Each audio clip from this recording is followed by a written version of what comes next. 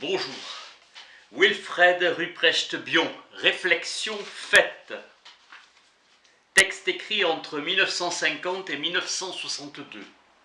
Travaux nés de son expérience clinique explorent le champ de la psychose, résultat d'une véritable catastrophe primitive. Processus de fragmentation et d'expulsion, détails de séances comprenant les associations du patient et les interprétations de l'analyste. Récit et interprétation expriment la même chose ou le même fait. Je n'attribue pas à la mémoire la signification qu'on a coutume de lui accorder. Existence de déformation involontaire. La mémoire est dérivée de l'expérience sensorielle. La mémoire est une communication illustrée d'une expérience émotionnelle. Formulation verbale d'images sensorielles construites pour communiquer. Un patient était marqué par la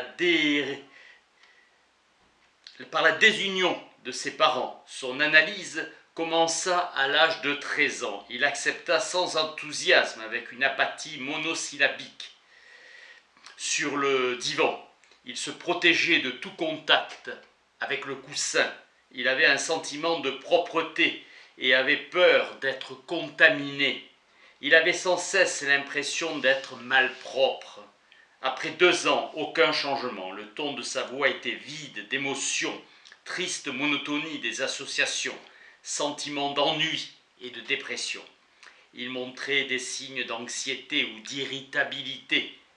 Il faisait des conversations imaginaires, aucune distinction nette entre le réel et l'imaginaire. Il se sentait sale et fatigué. Il fit un rêve de 2 voitures rivales qui étaient garées côte à côte. Il pensait avoir une famille empoisonnante au-dedans de lui. Sa voix changea. Mon patient introjectait des objets. J'étais le jumeau imaginaire. Il n'y en avait pas. Ce jumeau l'empêchait d'acquérir sa liberté ou son indépendance. Le rêve indiquait la peur, angoisse suscitée par les interprétations. Il rêva qu'un homme lui présentait une facture beaucoup trop élevée. Il me clivait et mes demandes financières imposées par l'analyse. Il commença à coopérer dans l'investigation de ses problèmes. Les associations ont mis en lumière le matériel inconscient qu'elle exprime et la manière dont le patient a réussi à les amener à la conscience. Les jumeaux devaient être amenés à coopérer harmonieusement. Mon patient pensait qu'une connaissance accrue amenait la guérison, d'où la notion de jumeaux imaginaires. Son déni de la réalité extérieure allait de pair avec son incapacité de tolérer les réalités psychiques internes. Travaille pour accroître sa tolérance. Le schizophrène emploie le langage comme un mode d'action, une méthode de communication et un mode de pensée. Préférence marquée pour l'action. Son but est de cliver l'objet. L'analyste est identifié à des persécuteurs internes. La pensée verbale repose sur la faculté d'intégration et aiguise la prise de conscience de la réalité psychique. La dépression est liée à la destruction et à la perte des bons objets. Le patient a peur de l'analyse. Il dit se sentir enfermé. Il veut s'évader, mais en fait ne le fait pas car cela signifierait sortir de son état d'esprit. La pensée verbale est étroitement liée à la catastrophe et l'émotion douloureuse de la dépression. Le patient finit par tenir l'objet externe en plus haute estime que l'objet interne halluciné.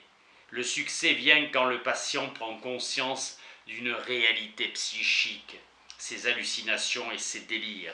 Alors le patient éprouve de la haine pour l'analyste. Le succès de la cure est l'ajustement à la réalité. Guéri, le schizophrène gagne sa vie. L'analyste tente de rassurer le patient qui mesure la gravité de son état. Freud avance l'importance du conflit entre les pulsions de vie et de mort. Dépendance du patient, lors du transfert, identification projective qui prend l'analyste pour objet, restriction et expansion alternent durant l'analyse. Prédominance de pulsions destructrices chez le patient. Freud dit que l'appareil de prise de conscience est mobilisé par les exigences du principe de réalité. Le patient se sent emprisonné dans son état d'esprit, il finit par mener une existence incontrôlée en dehors de la personnalité.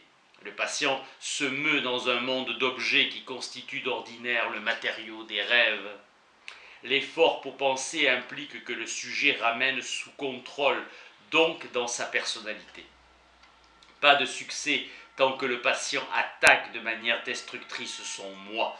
La prépondérance de pulsions destructrices sont si fortes que la pulsion d'amour se retourne en sadisme. La haine de la réalité. Chez le schizophrène, le conflit entre les pulsions de vie et de mort n'est jamais résolu. Fragmentation extrême de la personnalité et projection excessive dans les objets externes. Fantasme d'omnipotence qui vise à détruire la réalité ou la prise de conscience de celle-ci. Le retrait de la réalité est une illusion. Freud attribue à la pensée la fonction de suspendre l'action. Attaque sadique contre le moi et contre la matrice de la pensée. Mutilation des impressions sensorielles.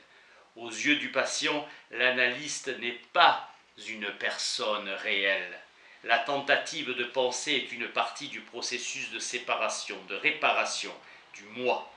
L'intérêt du langage civilisé est de simplifier la tâche du penseur ou du locuteur. Grâce à cet instrument, les problèmes peuvent être résolus car énoncés, sinon ils ne pourraient même pas être posés. Si le patient déclare voir un objet, c'est qu'il éjecte par les yeux. S'il déclare entendre, c'est qu'il éjecte un son, différent de faire un bruit. S'il sent quelque chose, c'est qu'une sensation tactile est extirpée. Les hallucinations montrent bien la gravité du trouble dont souffre le patient. L'analyste est lui-même une hallucination pour le patient. Le patient régresse à partir de la position dépressive et se retourne avec haine et angoisse. Une nouvelle étape est franchie quand le patient dit à l'analyste qu'il est une force contraire, aptitude à déposer les bonnes parties de lui-même en moi. Le patient s'efforce de se débarrasser d'une peur de mourir qu'il ressent comme trop intense pour être contenue dans sa personnalité. Disposition du patient à une destructivité excessive. L'émotion est objet de haine, car trop intense. Si la capacité de tolérer la frustration est suffisante, le ressenti devient une pensée et un appareil pour penser. Cette pensée se développe. L'incapacité à tolérer la frustration fait pencher la balance dans le sens d'une fuite et il en résulte un bouleversement significatif. La capacité de penser diminue le sentiment de frustration qui accompagne la prise de conscience.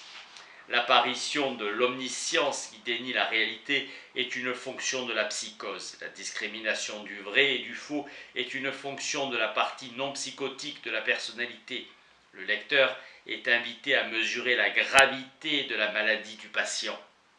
Triomphe de la psychanalyse par opposition au malheur que le patient a précédemment connu en psychothérapie. Les associations du patient et l'interprétation de l'analyste constituent une expérience ineffable et essentielle. Frustration de l'analyste qui tente d'expliciter à un autre analyste une expérience qui perd sa force de conviction aussitôt qu'elle est mise en mots. Un fichier de mes patients me permettait de retracer rapidement le matériel des séances. L'analyste pense qu'il est important de pouvoir prédire une tentative de suicide de son patient ou à l'opposé, une amélioration possible, probable de son état. Une complication de l'ouvrage est qu'il fallait délibérément falsifier les faits pour empêcher toute identification du patient, perte de valeur. Incapacité de communiquer l'expérience non sensorielle sur laquelle se fonde l'interprétation, lacune. Les analystes parlent fréquemment des phases précoces et tardives de la vie mentale. L'important pour l'analyste est moins la nature des éléments constamment conjoints que leur intensité. Le mot Dieu définit l'échelle qui mesure la grandeur, la sagesse et la force du Père. Dieu n'est qu'une déformation de la figure du Père. Un analysant peut être névrosé et insensé, psychotique et sensé. L'approche religieuse de la vie psychique mobilise un espoir de guérir les émotions et les expériences douloureuses de la même manière qu'on espère soulager une souffrance physique au moyen de mesures thérapeutiques physiques. La souffrance existe, elle devrait être éliminée. Tentation d'un désir de guérison. Les analystes qui ne sont pas satisfaits de la qualité scientifique de leur travail doivent compter sur eux-mêmes pour établir des normes plus satisfaisantes, normes de progrès dans les guérisons. Le patient se montre coopératif dans la limite de son état mental. Lui-même se considère comme malade ayant besoin d'un traitement. Les patients étaient pressés d'acquiescer à mes interprétations pour acquérir un sentiment de sécurité, fonction évacuatrice de l'hallucination. La pensée et la parole jouent un rôle essentiel dans l'analyse. Merci.